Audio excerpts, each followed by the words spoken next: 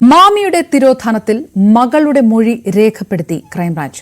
കൂടിക്കാഴ്ചയിൽ പോലീസ് വീഴ്ച ഉൾപ്പെടെയുള്ള കാര്യങ്ങൾ ഐജിയുടെ ശ്രദ്ധയിൽപ്പെടുത്തി. കൂടിക്കാഴ്ച തൃപ്തികരമാണെന്ന് കുടുംബം പ്രതികരിച്ചു. MS അനീഷ് കുമാർ വിവരങ്ങളുമായി ചേരുന്നു. അനീഷ്, ക്രൈംബ്രാഞ്ച് അന്വേഷണം അതേത് ഘട്ടത്തിൽ നിൽക്കുന്നു? എന്നുണ്ടായതെന്തല്ല?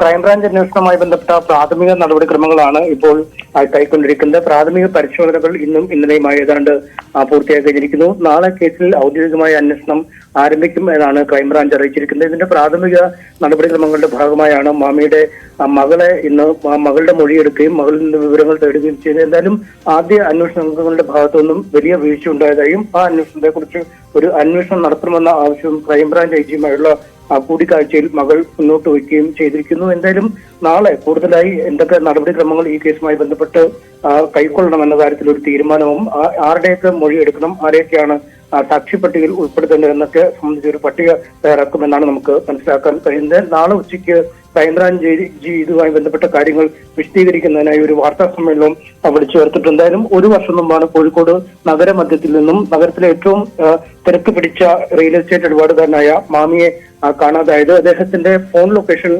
അത്തോളിക്കടുത്തുള്ള കളത്തൂർ എന്ന ഭാഗത്ത് ഉണ്ടായിരുന്നുവെന്നും വിവരങ്ങൾ ലഭിച്ചിരുന്നു. എന്നാൽ അവിടെ കേന്ദ്രീകരിച്ച് കൂടുതൽ അന്വേഷണങ്ങൾ നടത്തുന്നതിന് പോലീസ് തയ്യാറായില്ല. ഒപ്പം നഗര ഹൃദയത്തിൽ കൂടി പലവട്ടം പോയിട്ടും ഒരിടത്തെയും CCTV ദൃശ്യങ്ങളിലും മാമി പതിഞ്ഞില്ല എന്ന് വ്യക്തമാവുകയും ചെയ്തു. ഏറ്റവും ഒടുവിൽ PV Anwar MLA ADGP Ajith കുമാറുമായി ബന്ധപ്പെട്ട് നടത്തിയ വെളിപ്പെടുത്തലുകളിൽ മാമിയുടെ പേർ കൂടി ഉൾപ്പെടുത്തിയതോടുകൂടിയാണ് വലിയ വിവാദമായി വിഷയം മാറുകയും ഹൈക്കോടതിയിൽ CBI അന്വേഷണം ആവശ്യപ്പെട്ട് കുടുംബം ഹർജി സമർപ്പിക്കുകയും ചെയ്തത്. ഇതിന് പിന്നാലെ CBI അന്വേഷണത്തിന് തടസ്സമില്ല എന്ന് മലപ്പുറം ജില്ലാ പോലീസ് മേധാവി അദ്ദേഹമായിരുന്നു ഈ കേസിന്റെ അന്വേഷണ ഉദ്യോഗസ്ഥൻ, അദ്ദേഹം അറിയിക്കുകയും ചെയ്തു. എന്നാൽ അതിന് പിന്നാലെയാണ് ക്രൈംബ്രാഞ്ച് അന്വേഷണത്തിന് സംസ്ഥാന സർക്കാർ ഉത്തരവിടുകയും ക്രൈംബ്രാഞ്ച് ഇപ്പോൾ അന്വേഷണം ആരംഭിക്കുകയും ചെയ്തിരിക്കുന്നത്. അപർണ, MS അനീഷ് കുമാർ വിവരങ്ങൾ നൽകിയത്.